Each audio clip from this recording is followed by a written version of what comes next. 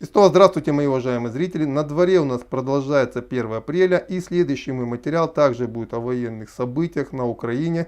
Я планировал немножко другой материал, но ввиду сложившихся обстоятельств должен сделать именно этот. Итак, я сейчас буду говорить многим очень неприятные вещи, но я, правда, уже на протяжении 3 недель говорю. А еще я постоянно пытаюсь достучаться до российских официальных информационщиков. Говорю, ребят, ну в конце концов, если вы не перестанете, если вы не станете говорить людям всю правду, рано или поздно вам перестанут верить. Ну нельзя говорить, что все идет хорошо, что все идет по плану, что тот план, который был предначертан руководством Российской Федерации в конце февраля, он полностью реализуется как надо. Ну нельзя так это говорить, потому что это неправда. Но именно потому, что вы так говорили, сегодня, когда российские войска уже согласно нового плана, очень хорошего, кстати, плана, начинают перегруппировку на юг Украины, и, соответственно, как сегодня сообщил военкор Александр Коц, полностью оставят Киевскую область, и, я так понимаю, оставят дальше Черниговскую, Сумскую, и теперь эти силы полностью будут перекинуты на юг, это сегодня населением Российской Федерации принимается с паникой. Неужели это все? Неужели мы проиграли? Мне постоянно пишут на протяжении последних 2 часов.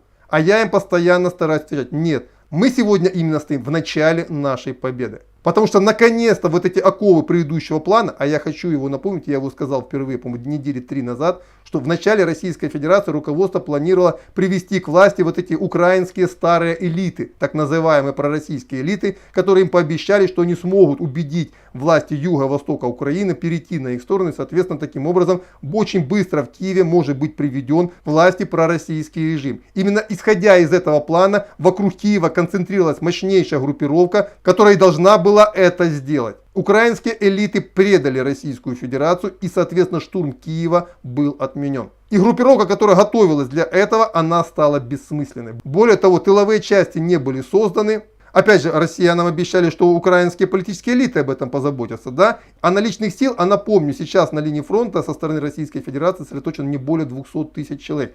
На все направления по всей Украине банально не хватает. И для того, чтобы закончить окружение и уничтожение группировки вооруженных сил Украины на востоке стороны и далее развивать наступление на юг, сил не хватает. Именно по этой причине сегодня полностью выводится группировка российских войск с киевского направления, с черниговского направления, с сумского направления и перебрасывается на восток. Причем, если мы обратим внимание, я сказал в предыдущей сводке, что ровно то же самое делает сегодня и Киев. Он прекрасно понимает, что то, что сейчас россияне уходят с севера Украины, ничего не решает. Все решится на юге. Это будет генеральное сражение, в результате которого победитель получит все. Причем для россиян такая перегруппировка намного более выгодна. Почему? Потому что сейчас, по моим оценкам, из-под Киева ВСУ могут снять максимум 25 тысяч человек и перебросить их, соответственно, в Днепропетровскую область. А вот российская группировка, которая выходит, насчитывает примерно 60-70 тысяч человек. И, соответственно, это создаст необходимый перевес сил на востоке.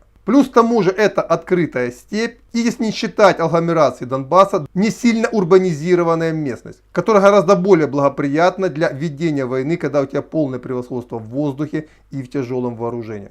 Причем то, что никто не отказывается от этой борьбы, я тоже сказал несколько дней назад, объясняя, что исходя из тех ошибок, опыт который был естественно учтен, сейчас в Российской Федерации создается вот этот резерв 2-го эшелона. То есть те люди, которые должны будут держать тылы и будут держать под контролем освобожденные территории. Это те добровольцы, которые сегодня записываются в военкоматах, и по моим данным таких людей уже десятки тысяч человек по всей России.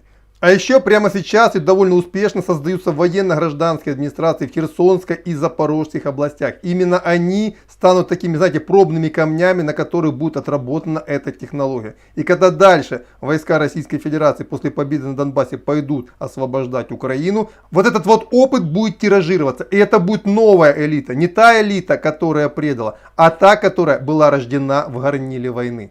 Да, не беспроблемная, со своими минусами, но в любом случае она будет намного лучше, чем то, что планировалось привести к власти по плану А. И поэтому, когда кто-то вам сейчас говорит о том, что вот все пропало, это волна паники, которая распространяется силами специальных операций Украины. Потому что именно это им и нужно посеять в умах обычных россиян. На самом деле война только начинается. И причем, когда я вижу те приготовления, которые сегодня идут, и понимая, какие последствия в связи с этим будут, я могу вам полной уверенностью утверждать, что победа будет за нами. Вот это то, что я хотел сказать в данном материале.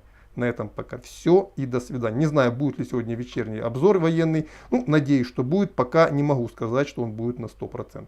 До свидания.